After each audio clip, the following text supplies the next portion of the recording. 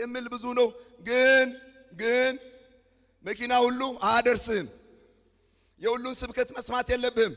አንተ ጆሮን ጣል አድርገህ የምትሰማው አዲስ አበባ የምትሄድ ከሆነ አዲስ አበባ የሚለውን ፈልገህ ትሳፈራለህ እንጂ መኪና ስለሆነ አትሳፈርም። ጫጫታ ብዙ ቢሆንም በዓለም ላይ ስብከት ብዙ ቢሆንም የሚባለው ብዙ ቢሆንም ሰማይ የሚያደርስ አንድ መርከብ አለ። እሱን ነው ጆሮህን ዘንበል አድርገህ መስማት ያለብህና እዛ ውስጥ መሳፈር ያለብህ። አለበለዚያ አትደርስም። ካልደረስ ታዲያ ምን ዋጋ አለው? እኔ ይገርመኛል። አሁን ሰው ቆይ እውነት ለገንዘብ ክርስቲያን መሆን አለበት እንዴ? ቤት ለመስራት ክርስቲያን መሆን አለበት እንዴ? እኔ እስከ ዛሬ ቤት የለኝም። ስንቶቹ ከኔ የሚበልጡ ግን ኢየሱስን ያላገኙ አሉ እንዴ? መኪና ለመግዛት ሰው ክርስቲያን መሆን አለበት እንዴ? እንዴ ይሄ ከኃጢአተኞች የተረፈ አይደለም እንዴ?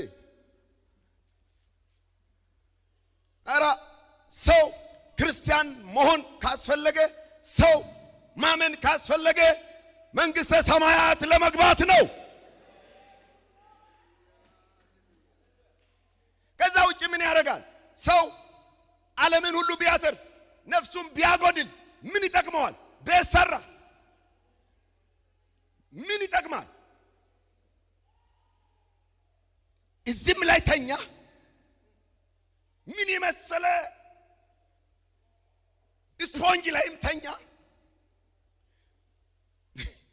ያው ነው በቃ አፈር ውስጥ ነው የምትገባው። ሁለት ምንድነው? አንድ ጎበዝ ነገር አለ። እሱ ምንድነው? ሞት ነው። ሁሉን እኩል ያደርጋል። ሁሉ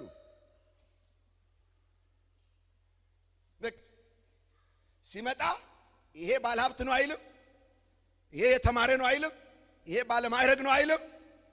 ያጋድማል። እስቲ እንርሳው አንዴ ይሄ ምድራዊ ምናምኑን በረከቱን ምን ሌላም እየበላ ነው እየጠጣ ነው እየኖረ ነው። እንርሳው እስቲ። ዋና ነገራችን መንግስተ ሰማያት ነው። ቅርላችኋል? አይ ሰው አሁን ድሮ እኛ በዛ በስደት ዘመን የሃይማኖት ነጻነት ባልነበረበት ዘመን ሰው የሚታየው መንግስተ ሰማያት ነው። እዚህ ምድር ላይ እኖራለሁ የሚል ተስፋ አልነበረም። ሞቼ መንግስተ ሰማያት እወርሳለሁ ብሎ ነው ሰው ወደ ሃይማኖት የሚመጣው። አልሞትንም፣ ኢየሱስ በሕይወትም አኖረን። በምድርም ላይ ያላሰብነውን ሁሉ ኢየሱስ አሳየን። ግን ጉዞ የጀመርነው መንግስተ ሰማያትን እያየን ነው። ዛሬም ቢሆን መንግስተ ሰማያትን ከፊታችን ዞር የሚያደርግ ነገር፣ የሚጋርድ ነገር፣ መጋረጃ በኢየሱስ ስም ይቀደድ። ስማ፣ ለነፍሲ ነው የምናገረው። ነፍሲ ካልዳነች ምን ዋጋ አለ? ሀብትን ሌላ ይወርሳል። ግፋብል ስሚ ይጻፋል፣ የእግሌ እግሌ መታሰቢያ ይባላል፣ አለቀ። ምን ያደርጋል? በቃ እንበላለን፣ እንጠጣለን፣ እንኖራለን። ለዚህ አይደለም ክርስትና። ዋናው ነገራችን ነፍሳችን ከዘላለም ሞት፣ ከገሃነም እሳት ፍርድ፣ ከዛ ስቃይ ነፍሳችን ማምለጥ አለባት። ኦ ሃሌሉያ! ስንት እግዚአብሔር አለ? አንድ እግዚአብሔር። ማንንም አላውቅም እያለ በስልጣን የሚናገር አንድ እግዚአብሔር አለ። ኢሳይያስ 44 ቁጥር 24 እዛም ክፍል ስታነቡ ምን ይላል? ሁሉን የፈጠርኩ ሰማያትን ለብቻዬ የዘረጋሁ ምድርንም ያጸናሁ እግዚአብሔር እኔ ነኝ ይላል። ከኔ ጋር ማን ነበረ ይጠይቃል። አለው ብሎ ምልክት የሚሰጡ የሐሰተኞችን ምልክት ሁሉ ከንቱ አደርጋለዋል። ምንም ነገር አታድርጋለ። የተቀረጸ ምስል አታድርጋለ። እግዚአብሔር በዚህ ይመሰላል እንዳትል ተጠንቀቃለ። እግዚአብሔር በምንም አይመሰልም። አንድ ነው። ፊተኛ ነው፣ ኋለኛ ነው። ከሱ በፊት ሌላ አምላክ አልተሰራም። ከሱም በኋላ ሌላ አምላክ አይሆንም። ሌላ መድኃኒትም አይሆንም፣ አይመጣም፣ የለም። መድኃኒትም እሱ ነው።